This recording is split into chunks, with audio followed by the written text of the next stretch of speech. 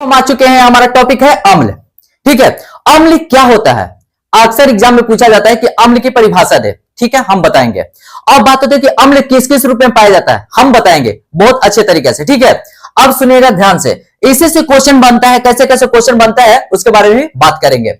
सुनिएगा, यहां पर वे पदार्थ जो स्वाद में खट्टे होते हैं एवं जलीय विलयन में H+ आयन उत्पन्न करते हैं, वे पदार्थ अम्ल कहलाते हैं। कहने का मतलब क्या होता है कि जो स्वाद में खट्टे होते हैं, कहने का मतलब बाजार में देखते होंगे।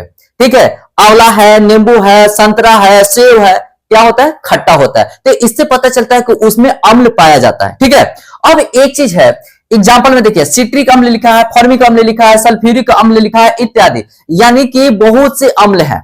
ठीक है, अब एक चीज है कि अम्ल किस किस रूप में पाए जाते हैं। क्वेश्चन आता है कि अम्ल किस किस रूप में पाए जाते हैं, तो हम देखिए बता रहे हैं। एक ऑर्गेनिक अम्ल होता है जिसको हम कार्बनिक अम्ल के नाम से भी जानते हैं। ठीक है, एक होता है खनिज अम्ल जिसको अकार्बनिक अम्ल के नाम से भी जानते हैं। पूरा क्लियर है?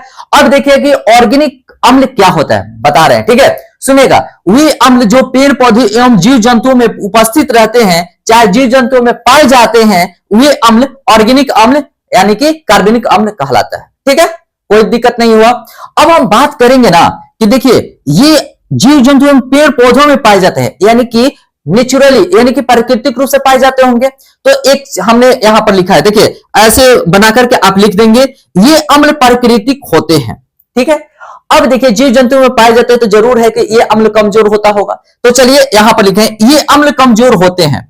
और जब जीव जंतु में पाए जाते हैं तो ये भी हो सकता है जीव जंतु पेड़ पौधे में पाए जाते हैं तो ये अम्ल हानिकारक नहीं होते हैं, यानी कि ये अम्ल हमारे लिए फायदेमंद होता है।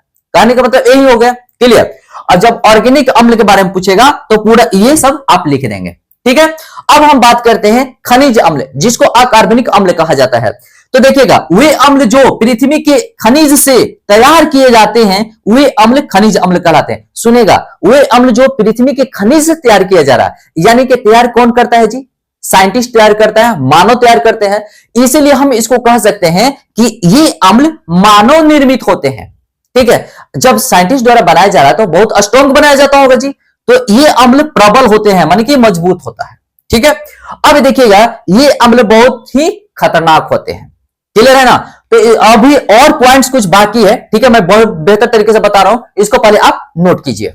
हम बताने वाले हैं अंतर प्रबल अम्ल और दुर्बल या निर्बल अम्ल के बीच। ठीक है, अब देखिएगा अंतर कैसे, आपको याद रखना होगा, एग्जाम में आता है।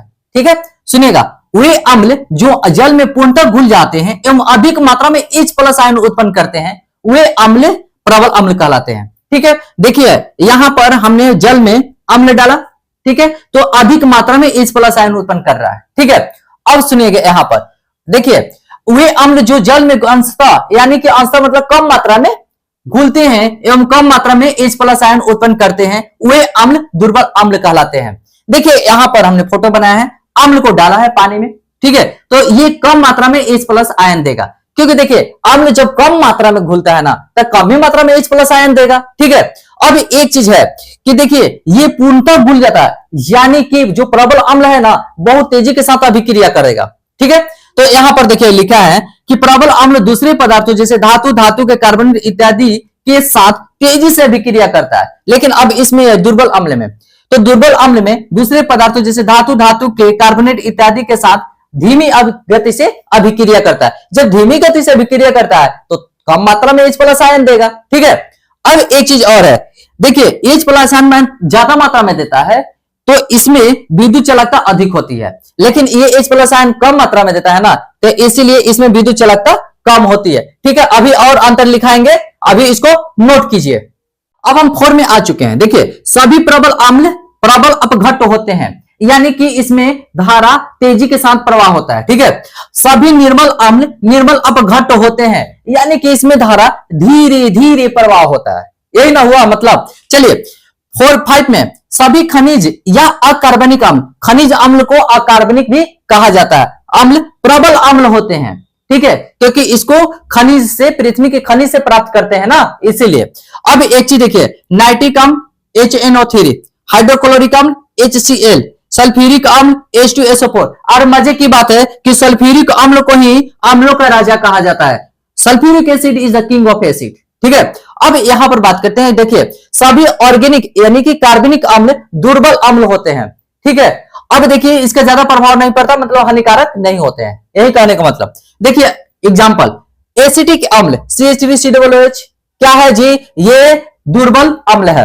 अब देखिए कार्बनिक अम्ल क्या है, H2CO3 फार्मूला है, दुर्बल अम्ल है। सल्फ्यूरस अम्ल H2SO3, ये भी दुर्बल अम्ल है। ठीक है, इसको नोट कर लीजिए, एग्जाम में आता है, याद रखिए। ठीक है ना, इसको नोट कीजिए।